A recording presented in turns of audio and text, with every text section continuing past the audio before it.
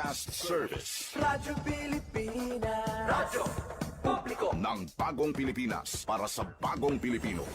Naghahatid ng mahahalagang balita at impormasyon na guugnay ng pamahalaan sa sambayanan. Tulay sa himpapawid ng serbisyo publiko. Radyo Pilipinas. Radyo Publiko. Ang boses ng Pangulo. Sa Iloilo, Radyo Pilipinas. 585 AM. Philippine Standard Time, 1:03 sa hapon.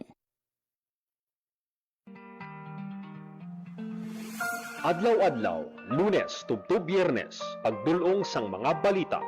Hitabo, issue kag concern, may kaangtanan sa katilingban, sa kaayuhan, pati na ang sa ikaayong lawas. Halin sa mga concern sa mga bata, sang mga lamharon, nagadinalaga kag nagasinultero, mga hamtong, professional man o mamumugon, mga tigulang, kabuhi kag paghimakas sang mga ginikanan para sa ila kabataan. Pag-ulikid sang panwa, pagtingob sang magkasimanwa, para sa ikaayo sang ila kahimtangan. Ini ang Balitang Sosyal.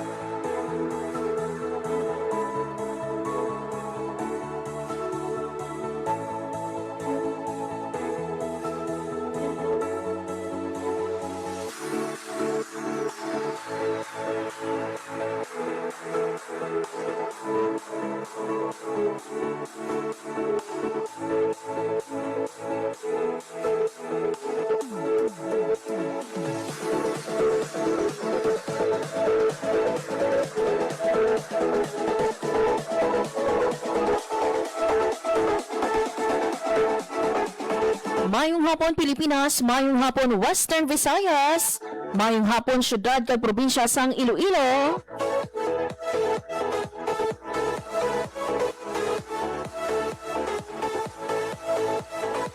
Good afternoon. Isa mga biyan ka maayong hapon sa inyo nga tanan.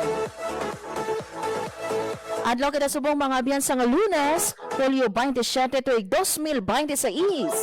Welcome sa aton nga pagpangalaga diri sa programa Balita Sosyal.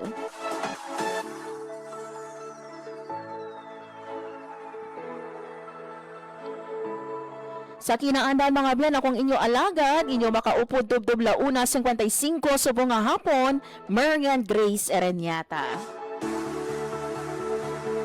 Mayong hapon sa aton dila no nga mga market vendors, sa aton nga mga jeepney drivers, taxi drivers, mga tricycle drivers, sa aton nga mga traffic aides, construction workers, kag syempre nun sa ibang pagid naton nga mga mamumugon gikan diri sa aton sa Western Visayas. Of course, no, good morning, good afternoon, maayong gabi sa aton man nga mga overseas Filipino workers and those living abroad. Mga biyan subong nga adlaw sa nga Lunes diri sa aton sa Pilipinas.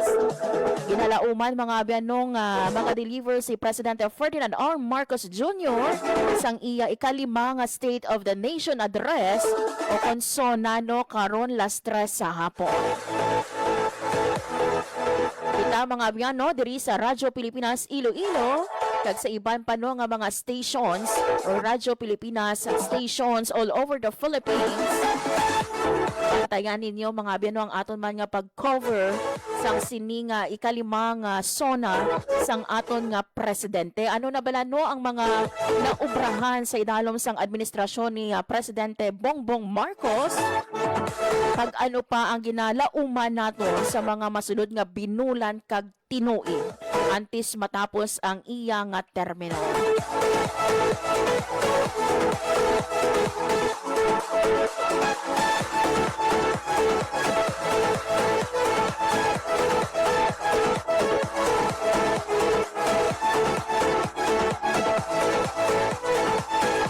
Ang paghiwat mga biyan sa nga State of the Nation Address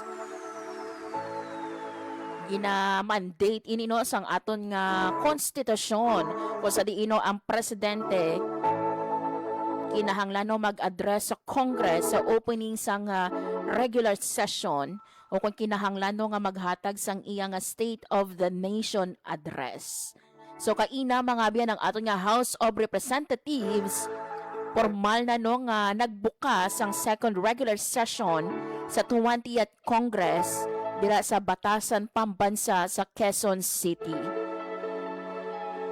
So ang ini mga bino nga sesyon nagamarka man no sang resumption sang legislative work sang House of Representatives kung sa diino gina-prioritize no ang pasa sang mga nabilin nga mga priority administration no measures kag iban pa nga mga key legislative reforms nga nagasuporta naman yan no sa legislative agenda ni Presidente Ferdinand R. Marcos Jr. kag syempre sang welfare sang kada Filipino. Gamay lang mga abiyano nga trivia o konsona trivia.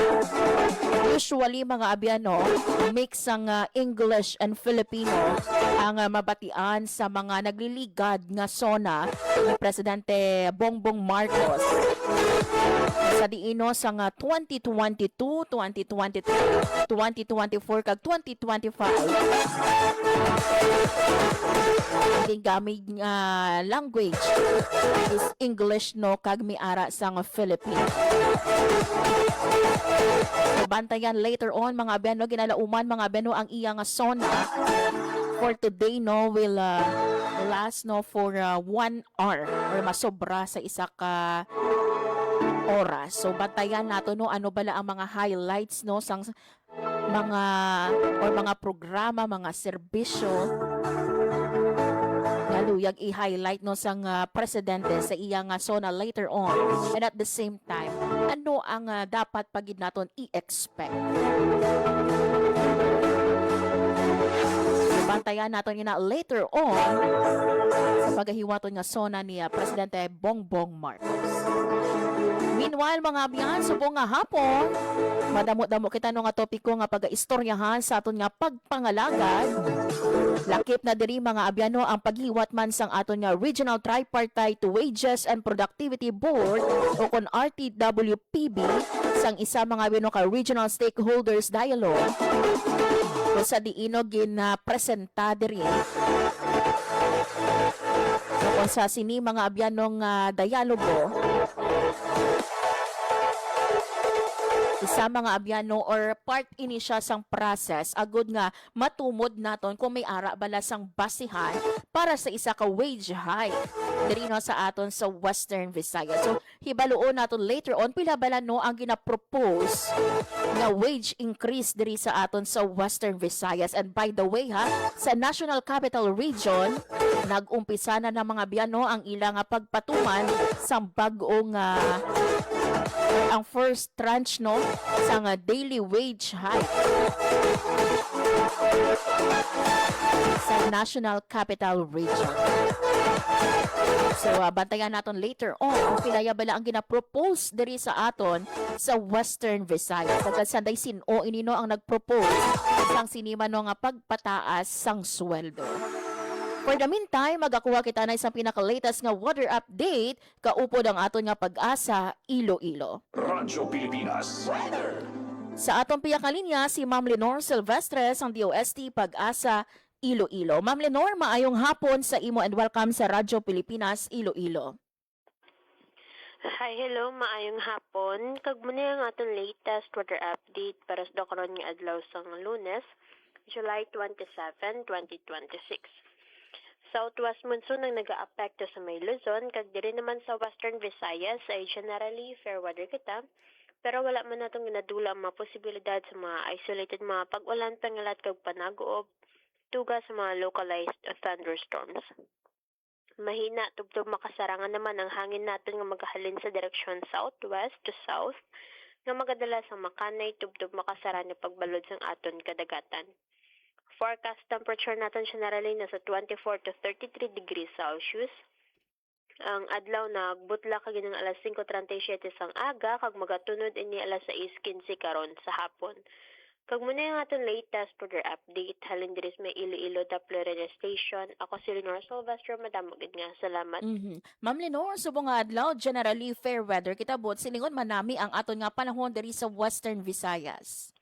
Yes, ma'am, hood na nami atong panyempo so karon pero expect lang ata sa mga pag-ulan-ulan, ma'am. Mhm. Especially sa hapon or gabi. Pero wala kita Ma'am Lenore ginabantayan nga any man nga bagyo no sa sulod o kung sa guwa sang par. Yes, ma'am, sa karon ay wala man nakatatamay gina-monitor na weather disturbances. Antes magtakop no pila na lang ka adlaw Ma'am Lenore no kag magatakop na ang bulan sang Hulyo. May we know may ara pa bala mahingagaw nga bagyo no nga magasulod diri sa aton sa Pilipinas.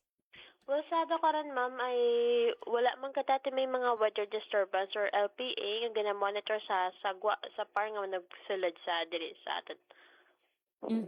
And for the month of August Ma'am Lenore no ano bala ang ginalauman naton nga weather no pila ang gina-expect naton nga bagyo sa bulan sang Agosto. Well, for the month of August, ma'am, expect kita 2 to 4 nga tropical cyclones ang posible magasulod or magalabay sa ating Philippine area of responsibility. Lastly Ma'am Lenore ang imo panugyan sa aton nga mga tagpalamati subong nga hapon.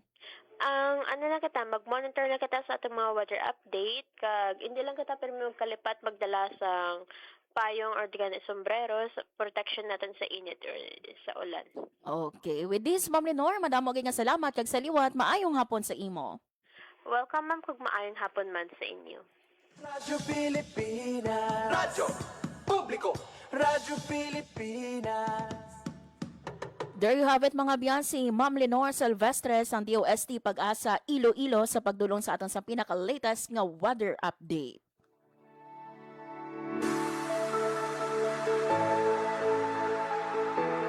So generally fair weather mga abeno mangina manami ang aton nga weather subong nga adlaw no diri sa aton sa Western Visayas pero wala naton gina-roll out ang posibilidad na mangin mainulano no sa hapon diri sa aton or ang pagbubo no sang ulan diri sa aton sa Rion sa East.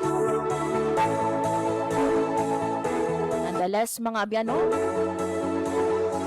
last time no naglabay diri sa aton sa Pilipinas si Bagyong Quiapo kag unfortunately mga abyano diri sa aton sa Western Visayas ang ini mga abyano nga bagyo amo ang nagpabaskog sang habagat no kung sa diin ni ara kita no mga kauturan no nga na displace no iban nga nagtinir no sa aton nga mga evacuation center kag may ara man nga iba no nagtinir sa ila mga kakilala o kung sa ilang mga himata. So sandig mga abyano sa datos ang aton man nga Department of Social Welfare and Development Field Offices naglabot no sa more than 5,700 na pamilya o kon more than 21,000 na mga individual no ang affected sang siniman nga habagat nga gina-enhance sa nga Bagyong Quiapo. And as of July 25, no, actually this data no as of July may mga pamilya kita no nga mga nagtinir sa mga evacuation center kag may ibal man no nga nagtinir sa ila mga himata. Pero mga beno despite no sa sinino nga inagyan naton ang aton nga gobyerno wala gid nagapabaya bangod no nga gilayo naghatag suporta no naghatag assistance ang aton nga DSWD kaupod man ang aton nga mga LGUs and non-governmental organizations sa mga affected family kung sa diino naglabot sa more than 547,000 pesos na mga assistance no lakip diri ang family food packs naging palabot sa aton nga mga affected families.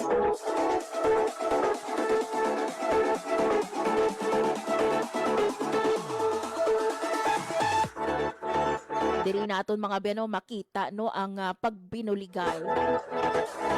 Baga no diri sa aton especially diri sa aton sa Western Visayas, doon na mga abyano nga every time gani no mi ara sang kalamidad, kumiinagyan no ang pila sa mga kauturan naton diri sa Rion sa East, nagabinuligay kita on top no sa serbisyo or on top no sa ginahatag sang gobyerno.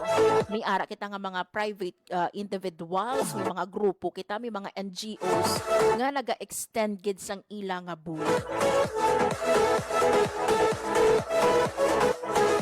So naglabot sa more than 547,000 pesos ang bilino sa humanitarian assistance nga ginpalabot sa mga apektado naton nga mga pamilya affected no sang siniman nga habagat nga ginpabaskog sang bagyong Quiapo. And anong ginapangamuyo naton no, hopefully no ginapangamuyo gid naton